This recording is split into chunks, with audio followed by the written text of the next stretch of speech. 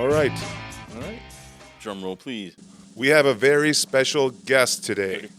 Now, episode 35. We welcome you back. We have Mike Noble, is a producer, editor, and writer working in the New York City area who spent decades crafting stories. He has edited multiple documentaries, including Emmy-winning Korean War stories for PBS, Fruitcake Fraud for Investigation Discovery, and Murder at the Carter County Mines on HBO Max. He also edited a slew of promos and trailers for dozens of series, such as Vikings and Expedition Unknown. His clients include Discovery Channel, History Channel, Investigation Discovery, PBS, Sci-Fi, Food Network, Lifetime, Travel Channel, Science Channel, Animal Planet, TV One, World Bank, EPA, and Johns Hopkins, and more. Jeez. Mike divides his spare time between being a husband and father, pursuing various lifelong passions. He has written about the horror genre and interviewed authors for publications like Cemetery Dance and Dark Discoveries. He is directing a series of YouTube shorts on New York burgers, The Burger Chronicles New York City. He's also a stand-up comedian, aficionado, and frequent performer. You can find him on Instagram at Lost Creek Creative. Jeez. Take a breath. All right, Mike, thank you for being here. Take a bow. Water. That was a lot. I think that's the longest of the 35 episodes. That is the longest intro ever. Welcome. That sounded way more impressive than I feel, but Part of that was my. Do you like my voice? I mean, and like when and it's like me being, I'm an editor most of the, It's so not let's like start there. I asked you today, and I want to ask you. It's one of those things. What you told me, I still sometimes don't get it. I know there's people out there listening. What is an editor? Let's start there, and then we'll backtrack to how you got into it. Well, I guess I should clarify. I'm not like. What does an editor do? I'm not like an editor for a magazine. I'm an editor for television and. You're a freelance. Yeah, I'm a freelance editor for television documentaries. I've been doing it for probably longer than I want to say. I say on my resume, I say 10 years plus, but it should really be like 10 years plus. Yeah. But I've been doing it for a while. So, what we do is we basically take all of the footage that comes in from, so there's pre-production where you're planning and you figuring out what you're going to do, you're writing the script, all that. So pre-production. Then there's production where you're out in the field, you're shooting. And then most of my career has been specializing in post-production. So I am someone who, for the most part, I'm doing a little bit more of the other parts these days, but I made my career just being in an edit suite. I would get the footage. Sometimes I get a script, sometimes I don't, depending on what the project is. And I'll go through everything that comes in, hundreds of hours of footage sometimes, and condense that down to an hour of entertaining documentary or series. And then it's weird, as a freelance editor, I got to take whatever work I can get, honestly, especially in New York, to survive. It's very competitive, but thankfully there are a lot of needs for an editor. An editor's like being a bass player in a band. Like, you're always going to be able to find a gig because somebody's always looking for a bass player, because it's not the most glamorous part of entertainment, right? Yeah. Necessary. Right. So I have a line. I say that editing is what happens when you're too ugly to be in front of the camera and too lazy to carry the camera. So we're the veal calves of the entertainment industry. We sit in a dark room and get fed footage and get kind of plump and very lily white. We never see the sun. My question is this. Sorry to interrupt you. Will the director just bring you 100 hours of footage, like you said? Is that an exaggeration? Is that what they will? No, I mean, I've had They'll direct that much material? I've had projects where it's 80 hours of nothing but interview. Like, literally people being interviewed, 10 8-hour interviews. And that's what you got to make the documentary out of. So then you got to. And they thought that was interesting to interview that much, is what I'm saying? Sometimes it is. Sometimes it really is. And that is kind of like that's almost like the truest form of documentary, editing of that nature, where you're shooting interviews. That's like a Errol Morris kind of technique where you shoot people for a very long time, because after about 4 or 5 hours, they start really becoming comfortable and start actually speaking the truth. You shoot somebody for 30 minutes, they've got a guard on. Right. So It's like podcasting. Like, Rogan used to get shit for having a 3-hour interview, but if you watch any of his interviews, anything that's like 2-3 hours, you get to see the real stuff comes out that last half, right? The real people come out. He gets them to drink a little bit. Next thing you know, people are talking about smoke. And they're talking about crazy stuff. So go ahead, what you were saying. Oh, so I mean, just like,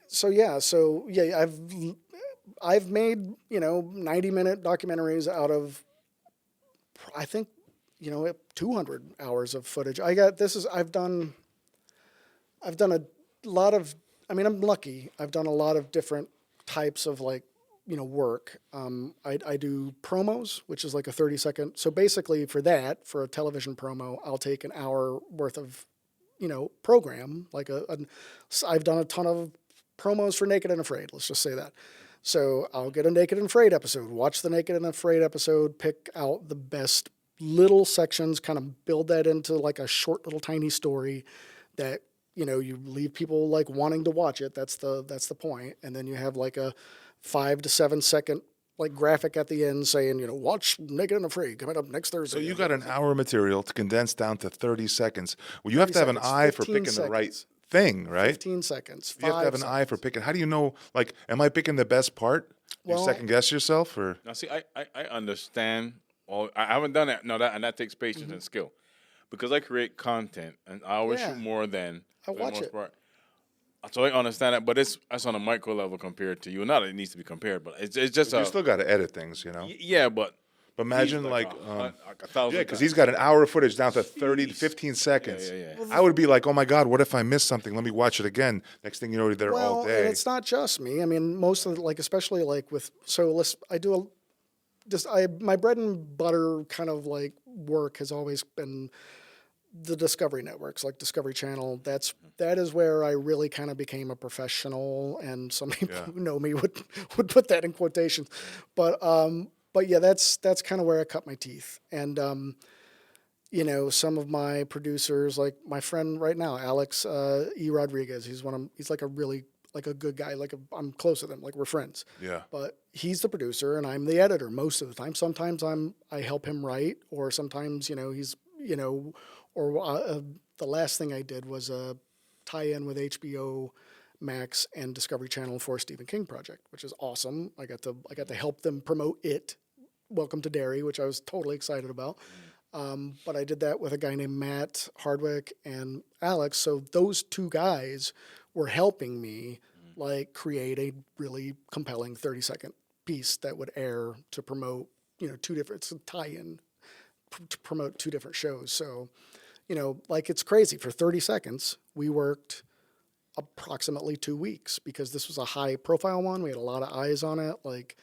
Network heads were looking at this from different networks. So do you ever meet the network heads, or that's other meetings where occasionally, like by accident? They never want to meet me. They sometimes like, oh, you're the editor, like like or I'll be in a meeting, and I mean, it's funny. Like as far as we are not the glamorous ones. As but an what editor, you do is it's like what writers do. They're right? not Sometimes they'll come in because they want to see what's under the hood. You're making it happen, though. Like the CEO of the company will come in. Oh, let me look at this edit suite. Oh, that's what's, they're in there for like Silly 10 minutes. stuff, right? Yeah. But they're cool. I've met some network heads. Sometimes they're really cool. So you've done mostly documentary and commercials. Yeah, mostly documentary, promos, trailers, commercials, corporate. I've done. Okay, let's say you've gotten an opportunity to work on a major film. Mm-hmm. The skill set transfer. I mean, yeah, like it's funny. Like I am actively like trying to make that happen. I've been for a while. So I know a lot of the guys in the ACE. Do you know what ACE is? Like when you're watching a movie, you see like, so and so ACE, like like Jim Thompson, ACE. Okay. That's America Cinema Editors. Oh. So okay. so that's a group I I work with people who are in that group, and I've seen people, kind of graduate from docs to feature films. It's a little harder and a little different in New York. Like if you live in LA, you're kind of like, that's what you're going for. Gotcha. In New York, it's like, documentaries have their own kind of like, I guess, prestige, but not saying that I don't want to do a major film, but Or even television. Like show. yeah, or even television. I mean, at this point, it's crazy. Like the way things have evolved, like it's almost in a way, I don't want to say, I don't want this to sound disparaging to my profession or the people that I work with or my colleagues, but it's almost like more relevant to be making YouTube clips and you know what I mean? It's like the landscape is changing so much. So you know what I just saw on TV? I'm sorry, the radio. They said that we're now officially where YouTube is bigger than network TV. Yes. Yes. So it's officially, And TV is now the minority. It's not. It's just flipped itself. correct. How long did it take? 20 years, but it finally happened. And it's And- I mean, not even maybe even less than 20 years. I think. but it is crazy that I mean, because YouTube. Once upon a time, people would say, "Oh, you're just social media famous. You're not really famous." Oh, and that's no longer. not- yeah. That's not the case anymore. They're going to be literally saying, "Oh, you're just TV famous. You're not social media famous." Right. But how much followers you got? Because I mean, Oh, you've been on TV, yeah, but have you been on social Well, here's media? the thing. Like, so, like, I can. Before Oh, sorry. I met my friend. My friend is a computer programmer. Yeah. Right, program and stuff. And he's doing some stuff. 2000, I met this guy, and he literally showed us an interface with like an old time TV, and he's like, "This is the future. And all you guys should have your websites, and you should have your TV channel because it's not." He said it's not going to be like TV where you get up and flip. He said everything's going to be streaming. He said this 25 years ago. Yeah. Yeah, some right. people predicted it. No, I believe it. Some people We saw hear it. like YouTube because when I first heard of YouTube, I remember what he said. And YouTube came around in what year? It was like early 2000s, right? It's funny. I mean, I kind of saw it coming, and then I would always like, I don't know. I have kids and a wife, and I've been a father for I have quite a while now. I have a daughter who's like working at a hair salon. Like that's how long I've been a father. I have 4 kids, so when YouTube started, like I was like, oh, I was interested, but it felt like a young person's thing. Right. And now it's everybody's thing. So I'm doing like YouTube stuff Yeah. on my own. But the market it's just so crazy competitive. There's like, I saw somebody tell me it's like 40,000 videos like per day or per hour or something like that are uploaded to YouTube every day. nuts. So, And YouTube was before Instagram and Facebook. No, Yeah. YouTube's been around.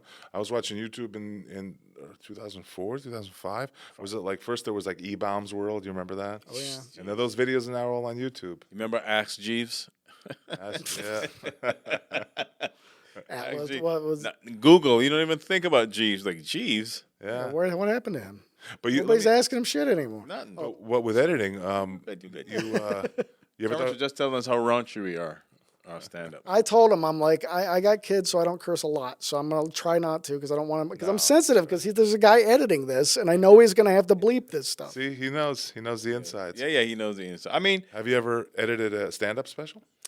I have wanted not, to? and I want to. I really want to. Yeah, no, I want to. And I love stand up, and it's funny. So, oh God, I don't know how, which areas we want to veer off into here, but I love stand up. Stand up was that was like my first thing I ever, like as a kid, first thing I ever wanted to be, because I was always like, for saying it, look at that. Approximately 20 million videos are uploaded to YouTube daily. Jesus Christ. 20 I was like, million. so it must have been 40,000 a minute. That's what I heard. Yeah. Must have been. Wow. That's insane. Wow. But TV can't compete with 40,000. There's less stars in the galaxy. well, and here's the thing too. So like right now, I believe there's all kinds of like these little milestone moments happening in television and in cable and in film where things are kind of the money is starting to pivot towards like, quote unquote content creators as opposed to, established networks. But this is the first year I believe that more ad revenue money has went towards influencers, creators, than like television and Crazy. film. Yeah. I don't know about film, but I know I know it's like a big thing right now because you can just go as a company or as like some kind of like a marketing entity, like you want to advertise something, you can go to a single influencer, go directly through them, and know that you're going to get like like you can just look at the number, like you can see like, oh, this guy posted this picture of my product, and 40,000 people looked at it. Like I know that, so why would I pay an absorbent amount of money to put it on a cable network where who knows, like maybe 40,000 people to watch it.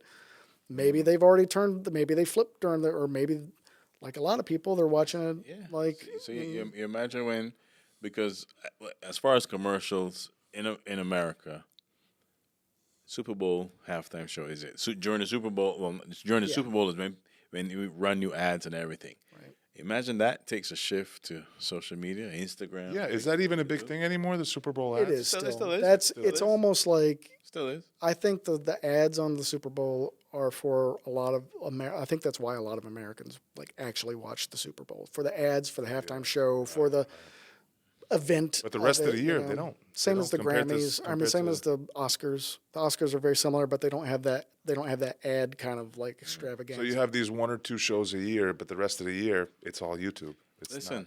everything has Instagram changed. and YouTube. I grew up with one channel in Barbados, one channel as a kid. Now they got everything, right? As most places do, right? But in America, you had several channels that you would flip and change, but you used to have a TV guide, and you had to look at it and say, okay, this is premiere this, so I'll build my activities to come home to watch this at 8:00. Remember TGIF on Fridays? Oh, yeah. I still look forward to that. Me and my brother. You know what I just realized? Like an Instagram person, social influencer, whatever you want to call him, you realize that when you look at somebody and it says, oh, he has 24 million followers. This person has 8,000 followers. This person has 2 million followers. It's like a built-in Nielsen rating for you to see. It's insane. That's what- you used that's to have what to I'm like saying. be an executive to know that, and that's what you're saying. Now everybody it's open right there. And now It's like open source we Nielsen ratings. we got our daughter some years ago. We got our daughter TV for her room, right? I can't tell you the last day I don't think that TV has been on in about 3 or 4 because she's years. looking at the screen, right? She's on Everything is phone. Your daughter? Yeah. No TV. Yeah, you know my son doesn't. My son just is always on his phone. How old is your son? He's 17. And I'm like, you don't watch too much TV. And I realized, he has something better. Because you got a TV. Where is it? Where's the phone? Where is he when he's watching the phone?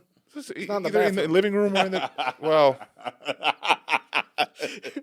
maybe listening. I mean, it's Look, Let's just say I disinfect doorknobs regularly in my home. You know, does he ever the do dad the? look.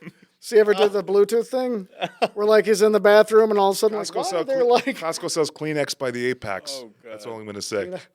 no? But you've had like Sells Clorox wipes. where the Bluetooth's still on. They go in the bathroom. Next thing you know, you're hearing like, Oh, that's a Burke "Hi, Reicher. jerkmate!" Like what? You know, You know, because Burke Reicher has a bit about that he was watching No. porn and he Oh, it was on accidentally the hit that Bluetooth? button to live stream it to his kids in the living room. well, Matt Perry. Like I did not know that he had that bit, but I mean, it's like But I remember Matthew Perry one time. He had he told this story on whatever. He had like a wireless like Bluetooth speaker, like the first set of them, and apparently he blasted out adult programming to all of like the Hollywood or whatever because he had a party for like his friends or whatever. But whatever. Rest in peace, Matthew Perry. Yeah.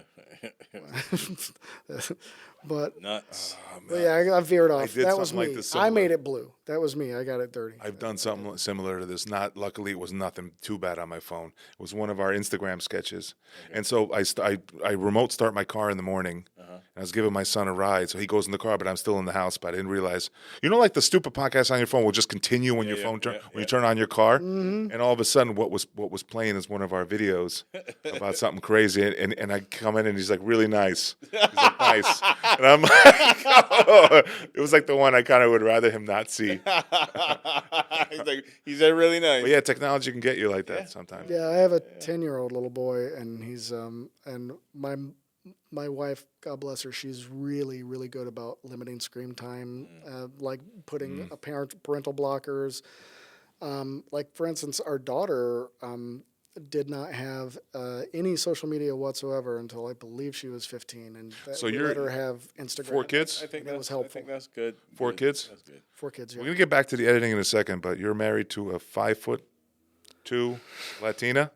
I am. We're talking about this. I'm married to a 5'2" Latina. She's Tell me about the breakdown of Latinas. Let's talk about the breakdown of Latinas. We talked about this before we she started. and We're I, gonna do it. just so you know, she and I met at Discovery Channel. We were both friends, and God, like I have to be very careful about what I say right He's now. already turning red. She's like, you Because- discovered Latinas.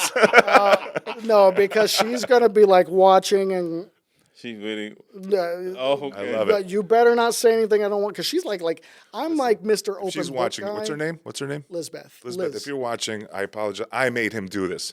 Now, what'd you say? 5'2" Latinas. Yes, Elizabeth. I said. Alex. I said I said if you have somebody who's a short in Latina, you got the Napoleon Latina. but It's anyway, already a problem. but yeah, Already Latina. she was a producer, Mm-hmm. so that's how we met. So I was editor, producer. We were friends, and then had just had an opportunity to become more than that, and we took it, and it's been awesome. She's So you first worked together on a show? we Was never she your worked boss? on a show. Was she your boss? Yeah, she was my boss, and I was her underling, and she told me if I didn't like go out with her that I would not get a raise. Man, okay. Yeah, no, I'm joking. I know these are No, like we did not. I was never. God, I was gonna say I was never under her. Oh, jeez. oh hello. This is pun. Yes, we're going. No, I'm not going there. Again, I'm fun, fearing Kathy. for my life as I'm talking to you. Anybody who knows her and knows me will know why. But yes, we were never bosses, or we barely worked. Like when we Barely? when we Got it. started dating, we knew all the same people, worked in the same field, but we're not. Like I had no power over her, she had no power over me. We were not connected. There was no me tooing. Gotcha. At least whatever. Backing out. I'm kidding. Backing out of that. But anyway, so she is a 5'2" Latina from Paterson, New Jersey. And like, yeah, she grew up in Paterson, New Jersey. And like I grew up in Eastern Kentucky. Like, so it's a hillbilly. Yeah, you have a really like- interesting background about. Yeah. So he grew up in Hazard, Kentucky, which is the Dukes of Hazzard Just a good old boy. Exactly. That song. Needed no home. Yeah, that's the Waylon Jennings song that I believe was based on the Hazard. Like that's what the show was. I think they worked that show around that song. But anyway, Here's the funny thing mentioning that show. The guy that played Boss Hogg, I forgot his name. What's this? The guy you remember? Know the Oh, actor that He's played- going to tell you in a second when he met him. yeah. Yeah, Go ahead. He spoke like 5 different languages. And he was skinny. Sorrel Brook, yeah. Sorrel He was Brook. skinny So they too. made him he look had fat with the jowls. but his body was thin. So here's a story, real quick. I'll do this quickly as I possibly can.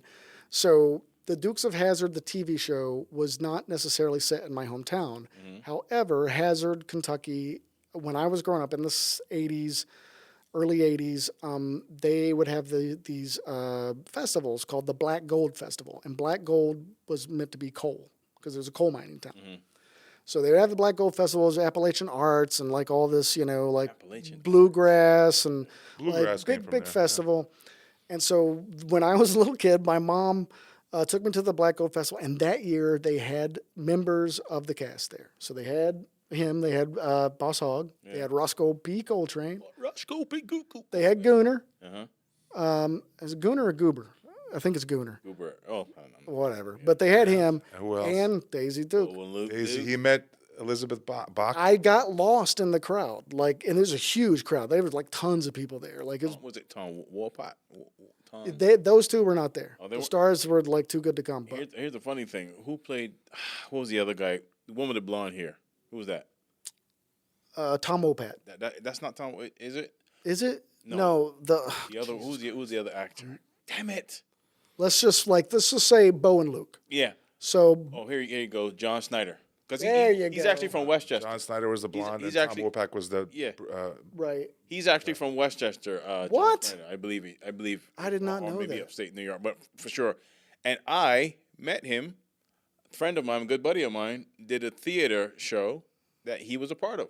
and I got a photo with him. That's kind of cool. That's very cool. So what happened when you met? Yeah, to finish my story real quick. So I was like a little boy. I got lost in the crowd. So I went to the stage because that's the only thing I did.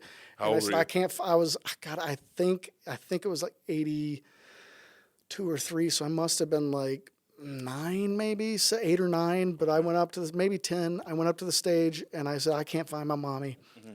Daisy Duke picked me up and said, "Would this boy's mother please come to the stage?"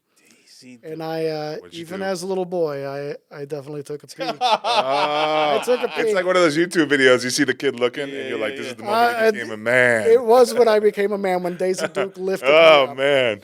But yeah, and dude, like, it did freak me out when I saw Boss Hogg because he was thin. Yeah. Like he was just wearing like regular clothes, but he let me like smoke on his cigar. At 10? Like little boy, is the early 80s, 70s, different time. Yeah, it was a different time. Different time. Wow. That was a favorite show growing up. Before we knew anything about Confederate flag and whatnot, because we all would sing, "Just a good old boy." We'd play it's the Confederate. Yeah, the fight. Who's gonna be Boo? Who's gonna be? It's oh my God, and man, well, I don't definitely like. If we're gonna talk about that, like I will say, like, thank God I was raised with my mom was like a very like kind of dyed-in-the-wool Democrat, and my grandfather was a coal miner, like straight up coal miner, and he was a union guy, so like I kind of had like somewhat liberal kind of like upbringing, which it could have.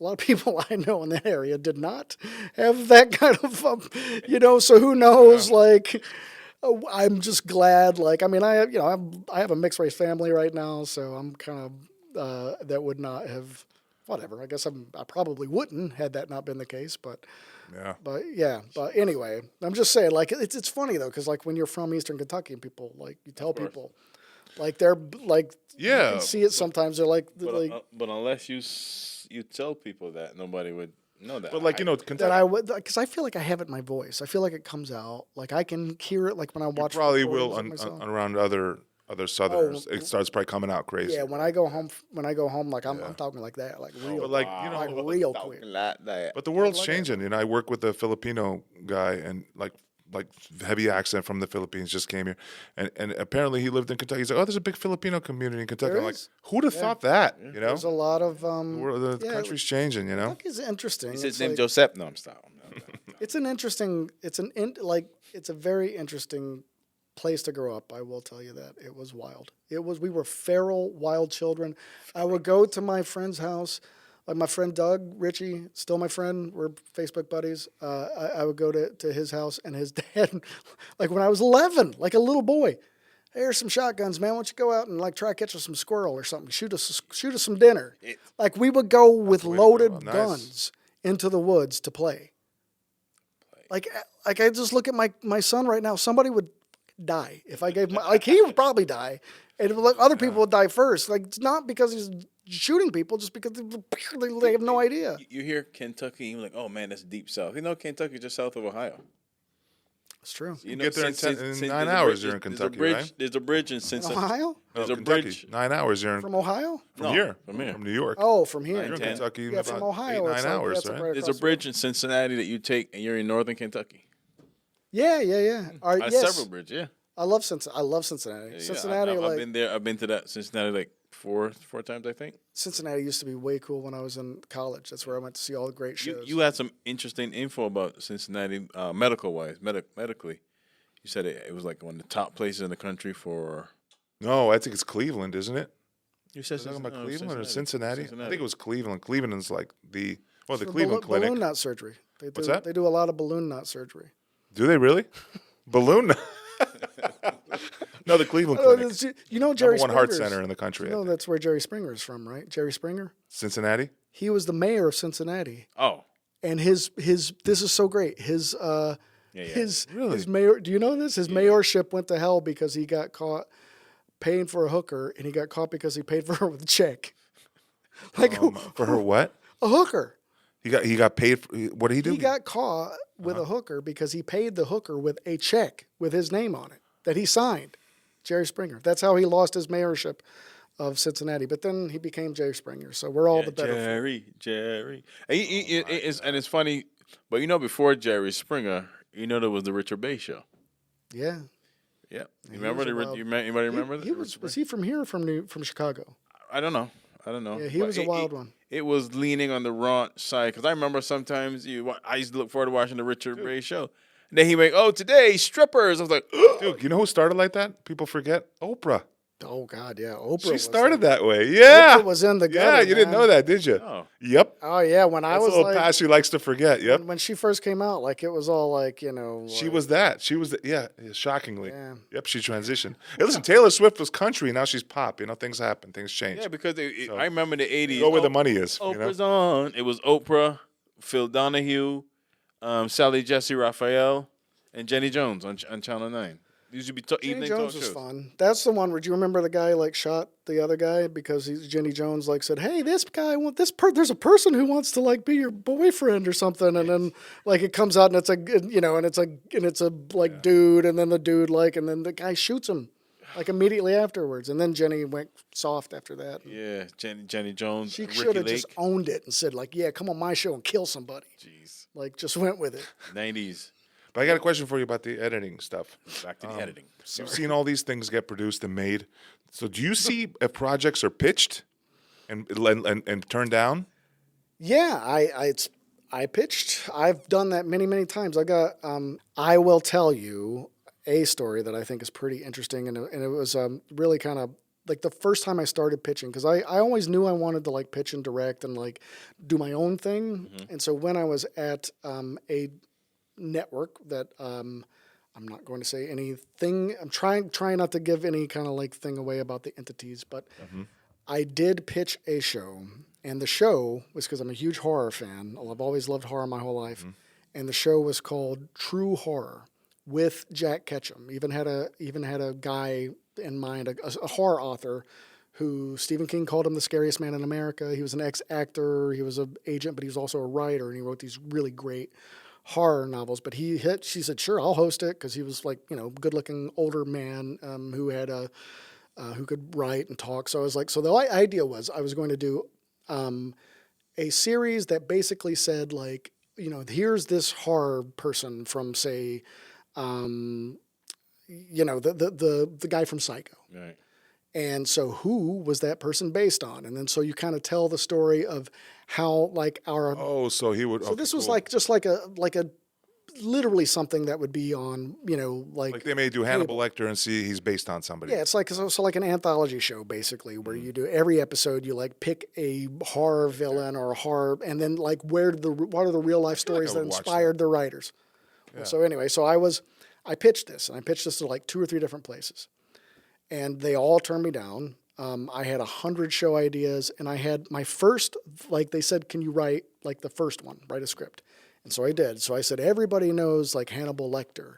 Everybody knows Psycho. Right. Everybody knows, God, there's another character that's, Leatherface, the Texas Chainsaw Massacre. Nobody knows that that the man behind all of those 3 characters was one person, and his name was Ed Gein. Of course, I was just thinking that with it was Ed Gein. And so this was like maybe 13 years ago I did this, or 15 years ago. It was a while back when I first started pitching. So that's the truth? Ed Gein was behind all those characters? Yeah. He's the inspiration for all those characters. Like Robert Bloch, who wrote Psycho, based the character Tony Perkins, that Tony Perkins played, who was dressing up like his mother and stuff, on Ed Gein. Leatherface was based on, because he's putting people's skin on just like Ed Gein did, and then fun, Dave. Oh yeah, okay. And then Hannibal Lecter, obviously completely different personas, but a lot of his methods were based on Ed Gein's methods. So anyway, so that was the first line of the episode that I actually wrote to pitch it, and then probably 2 years later, I was editing spots for a network, and a show came in, and the first episode was everybody knows the guy from Psycho. Everybody knows They stole your idea? The first line of like my script. So they stole it. Totally. And I had to edit the promo for it. Oh. But can you do anything about that? I or you did, just- and I did, and I just ate it, and I was like, if you, well, No, you here's the couldn't do thing. anything This about it, happened like to like sue or you anything brought like up that? Bert Kreischer like recently. You know, like he was the inspiration for. I think it was like there was another show called Machine. a movie. There was Machine. there was a movie that Reynolds, the guy who played Deadpool. What's his name? Ryan Reynolds? Yeah, it was not Van Wilder. There was some Helsing? like no, there was a like way back in the day. There was a movie about a crazy college kid, and it was based on Bert Kreischer's Not life American- story. not American Pie, no. So how did that And happen he- to you, though? Why but didn't he you just go tried with to- your idea? What was the purpose of... Well, when you pitch an idea, and it's been like this forever. It wasn't always like this, but like about like legally, it just started evolving because people started suing for ideas, and you can't really do that. But when you pitch an idea to anybody, you're basically giving them your idea. So like so you are like they can take it with you or without you. So what you try to do is you try to go in with enough stuff where they don't want to do it without you, or so they call it access or attachment. So you're attached to a certain thing that you can bring, or you have access to certain people that only you can have access to. So if you have those They two, felt they didn't need you. they didn't. Must have, right? They Must have didn't. felt that. They didn't. They didn't need me. I mean, they like the idea. The idea And who knows? hired I their mean, writers and- I cannot necessarily prove that, even Right. though That's the other thing. Intellectual property, you can't prove it. I can't prove it. And Duality and of I thought. did like I talked to people, and they were like, "Look, yeah, you could pursue like maybe It's so sleazy. You could like take somebody to court, but then you would never work again." And I'm like, it's not worth it. It's And not it's like you have a copyright to that idea. well, Like, you and don't I've, really have I've right, and I've since like kind of just absorbed the kind of idea that it's almost like a rite of passage for creatives. A lot of people have that went through happen? that. A lot of Oh, people. man. A lot of people. Yeah, that sucks, and though, it's- because it's not a like, gut punch. You're like, I could have been, yeah. But yeah, Bert Kreischer had because he had a Rolling Stone article about how crazy he was, and then they went and made a movie about it and he went through the same thing but I mean, his was on a much greater scale. I mean, mine was, and you know what? Honestly, it's not like a super. Like I can't imagine that nobody else was thinking of that. However, I did like look into it and was like, oh, I did talk to those people, so that sucks. So whatever, but that happened, and I'm fine with it. And to have to sit there going, I gotta edit this shit. This is my freaking. Does anybody? I did, and it was good. I made a good promo out of it, and it's what's even crazier is I met the host one time and talked to him, and he was nice, great. He had nothing to do with it, like. It's like Not whatever. look those people in the face, be like, this is so familiar. Didn't I Oh, pitch this to you, asshole? The producer I was working with at the time, I mean, I was definitely upset about it, and but Oh, man, that's rough. it is what it is. But then the other thing, so I did I did pitch a show about my hometown and to Discovery Channel, and this is such a wild experience. But I was working at Discovery Channel, and they had a place called Discovery Studios, which they were a internal development team that created shows that Discovery would use, so they wouldn't have to pay for for an outside production company. Right. So it was a way for them to make money or save money. So they were looking for shows about Appalachia, and I found that out, and I'm like, wait, I'm from there, and I started talking about my buddy Sheepdog and all these like people that I grew up with, and they were like, oh well, we got it. So they sent me down with a crew, and. What I saw, you filmed that, right? Yeah. Well, I was a second camera actually on that, but there was a great guy, Stefan Weissen, I think is his name, amazing cinematographer. He went down there with us, but yeah, just like I went and I shot all my old friends, and we shot like coal mining and I had a kind of an idea but they were that it should be like almost like a Simpsons type show because Hazard, Kentucky is such a unique place, like in Appalachia. It's a wet county, which means you can buy alcohol, surrounded by dry counties, which means you can't. So everybody can come in there to get wild, That still exists. So it was a wild Counties, town. Means you can't buy alcohol 7 days a week. You can't. Oh yeah, there are dry counties all over Kentucky So still. let's go to Hazard and shoot episode 36 of the Velvet Sugar Podcast live. That'd be awesome. Sounds good. Yeah. All right, So, I don't- so with all of this, where did comedy come into play? Okay. All right. So since we've been talking about Hazard and talking about Kentucky, I have this is dark. I'm not gonna sugarcoat it. So when I moved into Dobbs Ferry. I'll just talk about now because when I was out of college, I really wanted to be a comedian, and I tried very hard for about 2 or 3 years, and I got to the point where I was actually getting somewhere. But because I was getting somewhere, and I was getting paid for it. I started getting so sick at my stomach before each show that I actually got to the point where I was like really getting sick, and I We're like doing stand up. the stage fright was like unbearable. Really? Yeah, it just hit me. It started hitting me like out of nowhere. Because I was telling the first time I did comedy. Black audiences. No, the first time I did comedy, I was 20 years old at a place called Comedy Off Broadway in Lexington, Kentucky. It was awesome. And the first time I did it, I think I had 5 minutes, and I killed. I had a set. I had like a written thing, and I mean, I just like all 5 minutes hit, and and it was like I can't believe it's such a rare thing to do that. And then I almost never did as well. So it's like I was chasing the dragon, but but I kept getting bigger. I mean, I kept getting better at it to the point where I was getting paid. But once money became involved, I started making myself sick. I started like trying to like come up with new material every time, and I started like. But anyway, so I quit. Dabbled in it a little bit in D.C., but then when I moved to Dobbs Ferry in New York, about I guess we moved 8 or 9 years ago. Sorry, From Kentucky. No. We moved from D.C. because DC. I was working in D.C. That's where I was doing like Where you met your discovery stuff. 5'2" Where I met my Latina. wife. But she was a Idiot. yes, the 5'2" Latina. Like there are memes. You can look them up yourself. They're the 5'2" Latina baddie. Yes. Once you meet one, you can't unmeet one. That's all I'm gonna say. So anyway, where was I? Oh, so I moved to Dobbs. And like literally the first person I met, like as a like just like somebody that I started speaking to, was Tim Deere. Yeah, I knew it. Tim, the first guest on our first show. guest Yeah. on First this guest show. on our show First ever. guest. Yeah, Tim Deary. So I met him, and I forget exactly how we met, but I met him at the library, I believe.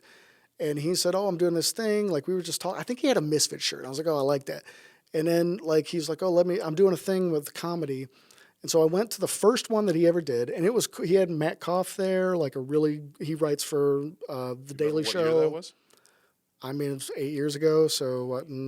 Tim was doing that show for 8 years. Yeah, it's been Yeah, 'cause 7 or 8 years. We met at that open. I discovered that open mic. Yeah, we met at the open because it was kind of like this enclosed open because like you and Tim and a Right. few other comedians and all the other comedians like us that were up here, we didn't know about it. I went down there and was like, "Oh, it's a good open mic," and that's when we met. That was about 5-6 years ago. Right. So I went to the first event he ever did. It was at the library at Dobbs. I love that place. Post-COVID is I when I love met that place. And people like, "Oh, you do comedy at a library?" Whatever. It's fun. And they're cool. That's a very cool place. Yeah, if So- if once they pack that room, you have a great They show. pack that room a lot too. Tim's really packing in the room now these days. But anyway, so I went to the first one and it was great. Like the comedians were great. Like Tim was good. Like everything was cool. And he's like, "Oh, we're doing open mics." And like talk to my wife. I'm like, "Liz, like I don't know. Like I kind of want to try it again." And so she pushed me. She really did. She pushed me. She like said, you know, write your 5 minutes and like go over and like she's the most intimidating person I know. So like I did it in front of her until I mean I didn't get the thumbs up at first. She made me rewrite stuff. But when I got the thumbs up for her, I'm like, okay, I'll go do it. So I did it. And one of the first jokes I told that night was I'm like, yeah, you know, I'm from Eastern Kentucky, a little bit about Eastern Kentucky, and I'm like, I was a weird little kid because, like, you know, all the other kids was like, hey, you know, what does your daddy do? Like, my dad's a coal truck driver, and, you know, my dad's a firefighter. What does your dad do? And I'm like, well, my dad just kind of lays around a lot. He's falling apart. He's dead. And then I did the whole, well, he died in a fishing accident. So everybody says, oh, at least your dad died doing something he loves. Because, yeah, the whole family remembers how much Dad talked about how much he loved drowning. Oh.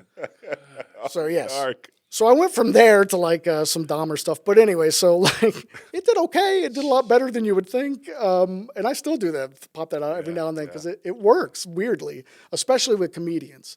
Like if you're in like a room doing an love open dark mic, stuff. they love the Oh, dark yeah, stuff. yeah. And like I did all this like murder porn, like, you know, true crime documentary shit. So I've my tolerance for darkness is very, very high. So so I told that joke. But anyway, afterwards, Tim was like, oh, like I got a joke about my dad my dead dad too. And so then we went and like up to, there was a pub that's now closed, the corner pub. There was an Irish pub, and we went there and had beers and just kind of bonded. But Are you we've been Irish? friends by ever descent? since. I'm Scotch Irish. I'm like Scotch Irish? I'm hillbilly, so that's Scotch Oh, Irish. hillbilly Irish. Tim Yeah, is. and I don't see hillbilly as a derogatory term, so I'm not Tim is like different. making Tim is fun like of a it. modern make your own Halloween costume Irish. Different. When you say Scotch Irish, you mean heritage wise? That's the heritage. If you look Scotland at and Ireland? yeah, Okay. those are the people who flocked to Appalachia back in the 1600s when people or 1700s when people were getting into because those were the guys who had committed horrible crimes and they wanted to go where there was absolutely no law. You know what's funny? If you look into the history of America, and there's so much, Mm-hmm. they don't even know in those areas sometimes what they are. But my friend was telling me this, that like let's say like like when Bush was president, my friend told me this because George W. Bush. W. So like people in Texas, like a lot of them don't know that they're Swedish. It's like in this other area, Cincinnati, those are Polish, Right. Czechoslovakian. And a lot of them don't even know. Well, Cincinnati and Ohio in general is like full of like After a while, Scotch you're just Irish American, Appalachian. Like there's a whole like when industrial when the 1900s, there was a whole influx of people or exodus of people from Appalachia to Ohio, Cincinnati area to do industrial work. And then it's just basically just like immigrants. They would like do work and then bring it home to There were Appalachia. jobs in industry, right? Yeah. I have a question. You say Appalachia in Kentucky? It's Appalachia. Appalachia. So What is that? Everybody else says What does Appalachia. it really mean? what is West Virginia's Appalachia? Huh? At West Virginia? Oh, we don't talk about West Virginia. No, I'm joking. Like honestly, like West Virginia, like growing up in Kentucky, is like, oh man, at least we can make fun of West Virginia. Oh man, that was your Mexico. Yeah. So you know what? Like it's October, so you know what they do in West Virginia in October? Pumpkin. Huh? They have pumpkins, but they pumpkin. Oh. But what is Appalachia? It's West so Virginia and it's that whole region, the mountainous region. That's Yeah, what's no, I'm joking. I love West Yeah. Virginia, and I love, but yeah, all that area. And what's really funny is like I talked to down my, through Tennessee, right? I'll call my mom. Yeah, well, no, and it's up here. Like we are part of Appalachia. Oh, really? Like Appalachia, Oh, especially right, the like Appalachian Trail, which ends here the in New York, Catskills right? are Appalachia. That's Yeah, right. it does. Yeah, it goes all the way I up. don't get that. It's a mountain culture. So Appalachia. It is a mountain culture. Yeah, it's a mountain culture. Yeah. Okay. There we go. Okay. Southern Appalachia, periphery. Literally in Europe, we have this kind of thing in Europe too. Europe. European countries that have like people who live in the mountains. They're very distinct from people who don't live in the mountains, and you just call them mountain people. Covering Pennsylvania, I mean, it's in that documentary, you showed me Maryland, that piece. They West call Virginia, themselves Little mountain Ohio. people, right? that's Kentucky, Yeah. that's Tennessee. What's that? Is that Louisiana? that's what's it the goes- red? I th- That's Tennessee, right? Or yeah, Arkansas? Tennessee's like Tennessee and Kentucky are really, I think, and that part of West Virginia. So see really the like the see the heart see the of, dark blue part. That's the western end of North Carolina. Above it is Kentucky, right? Yeah. No Tennessee or Kentucky. above North Carolina. Kentucky's right West there above Virginia. Tennessee, and then over there is West Virginia. and then Tennessee there's has a little Virginia. bit of red in it. Yes, and I believe that would. And I guess the that red would- is where New Orleans. That's called Southern Appalachian Periphery. So Kentucky's just a little bigger than West Virginia, like 20, like right, a little bit bigger than. Yeah. It's yeah. northwest of Ohio. West Virginia. I didn't know that. Okay. Yeah, Kentucky's fun, man. Kentucky's got a beautiful landscape. And what's beautiful directly lakes, west of Kentucky there? all kinds of bourbon, all kinds of beautiful horses. It's a great place. I know that from Pennsylvania, Ohio, that's Indiana and Illinois and Michigan on the top, right? What's west of Pennsylvania directly? Ohio. Ohio? Oh, so that's Ohio. Right next to Ohio is Indiana. Next Right. to Indiana is Illinois. Right. Illinois. Next to Illinois is Minnesota. North. Man, you're good with your geography. Because I've driven these places, right? And like going down to I know that you get North and South Carolina, then after that you get Georgia, then Georgia and Florida. So let me ask you this, Mike. You got you're an editor. You have this background working for all these companies as a freelancer. I asked you amazing. before because we drove here, and I asked you about how what your background was, because like somebody listening to this that would say, "Oh, that's an interesting. How do I get into this field of work?" What did you start at? You majored in journalism, right? You Yeah, said? so it's when I don't know, like I was a big reader. I always want to make movies. I always want to be like a huge. I and it's like I will say my dad died, right? So like, and I never had a dad, and that's a big. I mean, I have You were older two- brothers. you I were had an two old when he died. grandfather. I mean, I had a grandfather who was there, so I had father figures. I had like male, but I didn't have a dad. And it's so like I literally did this when I was, I think, 12. I was like deeply, deeply into Jimi Hendrix, George Carlin, and Stephen King. Those were like my heroes. Hendrix, George Carlin, Stephen King. And I said to myself, like, I don't have a dad, but like, I can just say that they're my dad and like think of them as my dad. And so I read everything I could about Hendrix, read everything I could about Carlin, read all Stephen King that I could because I loved him. And I kind of just thought of and it's weird. And I've met Stephen King and met George Carlin, you know, both of them in book signings. Yeah. And so like, I'm sure you guys are almost done, right? Like we don't have a lot No, of time. we got a couple of minutes left. How much time? I'll show you this. So check Got this 7 out. minutes left. So when I was 13, Yeah. I had my dad before he died. He had a trailer that they had converted into a house, like almost like a double wide. So hey, go me, a double wide trailer. But anyway, so he built the house that I had when before he died. But so he died when I was 2, and my mom was a grade school teacher. And then about the time I was 13, my house burned down, and this is like literally the only thing that survived out of my house, and it's this is the book that kind of like I fell in love with reading. So what is the book? Stephen King's. Stephen King's, Christine. it's Christine, and so I mean you can see it's all charred and stuff. But my wife, one of the first like really cool presents she ever got me, she got me tickets to see Stephen King. Accept I think the Author of the Year award at George Mason University, which is kind of like a big literary thing. And so George Mason University, is that's DC? it's in Virginia. Virginia? Yeah, but it's close to DC. Yeah. So you go to the book George signing. Washington right? University is. Yeah, I go to the book sign. I take my God. I'm gonna sound like such a wacko. I know I'm on it. I know I'm on like Stephen King has a database, and I'm almost positive I'm on it because I take my second or my oldest son. I have 2 sons. His name's Stephen Vincent, and named after Stephen King and Vincent Price. That's how weird I am. But I did take him with me, and so I introduced him to Stephen King because my wife, God bless her, she got these tickets, and they let me take my son in just because I told him like he's literally named after him.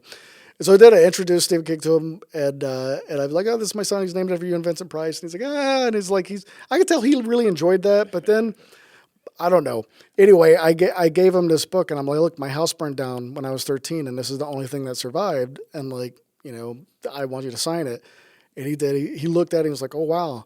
And I said, yeah, like my house burned down. This is the only thing that survived. And he goes, well, everybody knows you can't kill Christine. I just thought that was Did you like, watch the movie? No. You've never seen Christine? Never seen a horror movie. Wow. yeah. So that's it. So like, I have like, Movie. I mean, it's kind of. Wow. I did give my son some like really like You wrote over nice. 500 books and short stories. But that's like a complete like throwaway book. Like the thing I love about that is like I can carry that around and it's not a precious thing. Like it literally was on fire at one point. So it's like It's a cool keepsake. Yeah, it is, that's for sure. yeah, but I did also get him to sign a first edition thinner that was that was worth a lot of money. And then also I believe he also signed Startling Mysteries #1, which is his first actual sale. So I collect some of his first stories too, and like all his short stories, like before he got famous, like I collect them all. I have almost all of them, like all of his first initial sales, and they're all in dirty books. Like they're all in like Hustler and like Cavalier magazine and Penthouse. And so I have like boxes full of like girly magazines, and I'm like, no, it's literature. I promise. But he deviated from horror only a few times. Shawshank Redemption is the famous one. That was him. Was Green Mile him? Actually, he's done a ton of like non-horror stuff. He yeah? did a really great, like very almost like a novella short story about coaching Little League, But horror is what he's known for. He's the best. Well, at it. he kind of like he says, he didn't necessarily reinvent the genre, but he did elevate the genre. That's how he. Right. I mean, he used to degrade himself in interviews. He used to call himself the, Big Mac and Shake of literature, which didn't serve him well because people took it like, but now it's like, okay, wait a What was second. the baseball movie you said he did? Little League? It was a short story. It's called Heads Up, and he also did another baseball kind of like and a person I know. I'm not a friend of his, but Stephen King's official biographer is named Bev, and I remember reading. I was like, "There's a Bev in here. Oh, his name's Bev Vincent. Oh, I go on Facebook. Oh, that's my Facebook friend. Like he's like a character in one of his books.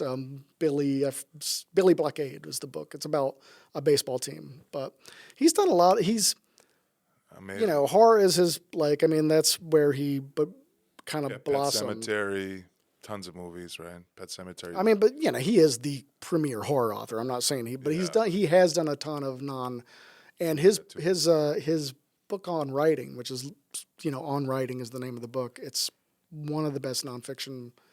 Really? And I'm biased, but obviously I don't want to again, I don't want him to have further reasons to put me on his list. Yeah. I want off the database. Could you just take me off the database, Mr. King? I'm not that bad. I've gotten over it. I met you. That was enough for me. But I did when I Lisbeth, my wife, started pulling me away because she could oh, you're getting ready to embarrass yourself. Jeez. But I did. I was like, thank you for introducing me to the Ramones. Man. It's just like the fanboying. Is what I was fanboying. Little Latina was looking out for you. She always is. We got just over a minute. Just over a minute, yeah. Quick question, quick last question. Real quick, what's the one thing we're talking about pitching shows? Mm-hmm. What's the thing you saw pitched that didn't get made that you're like, why didn't this get made? It was something amazing. Anything cool? Something that I or other people pitched. I'm still pitching it, or I would tell you, but there's one that I've never let go of. An idea that has to do with. It has to do with Elvis Presley and his buddies in Memphis, and I still think it's a wonderful idea. And I have pitched it, and I have had interest. There's a woman named Alana Nash who is she's written a bunch of books on Presley's, and the Presley family loves her. And anything you do about Presley has to be approved by the Presley family. Wow. But she wants to work with me on it, so. I have that connection. So that's what I'm talking about, access. I have access to her. She likes me. She has access to the program. That's like when you pitch, you got to have those things. That's what it took me a long time to get over. But that's my dream project. And I have another one that got 30 seconds. Edit quick. Oh man, well this is where the editing skills come in play. Yeah, but the one that I think should have got made, I'm still trying to get made. But nice. The Hazard one. So where can fans check you out? Check out your work. I am working with a buddy who eats a lot of hamburgers. So we're doing a YouTube show called The Burger Chronicles NYC. Okay. And we've got 2 that we've uploaded. We've got 4 that we've shot. So we're gonna keep doing those for a while. Oh, that's cool. I put them out when I have time to edit them. Mike is the guy to go to with where the best burger spots are all over New York City and Westchester, right? What about pizza, real quick? Where's pizza? I love Johnny's in Mount Vernon. Oh, that is good. That's good. In very Westchester. Thin. Yeah, and in New York, Scars. I'm just gonna throw out Scars. I like Scars a lot. I love that pizza. Yeah. I mean, now you got to pick and choose. And Emmett's, the thin crust Chicago style at Emmett's. Well, that burger at Emmett's. You've been a great guest. Thanks for coming on. Man. I feel like we just check them out at Lost Creek Creative. And what's the burger YouTube? Burger Chronicles NYC. The Burger Chronicles NYC on YouTube. Yeah, and my buddy Mike eats NYC burgers. Go check him out. He's ridiculous. He's tasted hundreds and hundreds of burgers, and he catalogs them all. He's got a tier stacked system. Check it out, right? Insane guy. But yeah, I'm just working, guys, hustling, trying to do everything I can. All right, thanks, Mike. Man. Thanks, Mike. Thanks for stopping by, man. Thank you. Episode 35, Love the Sugar Podcast, guys. It's a wrap. Thank you, guys. See you next time.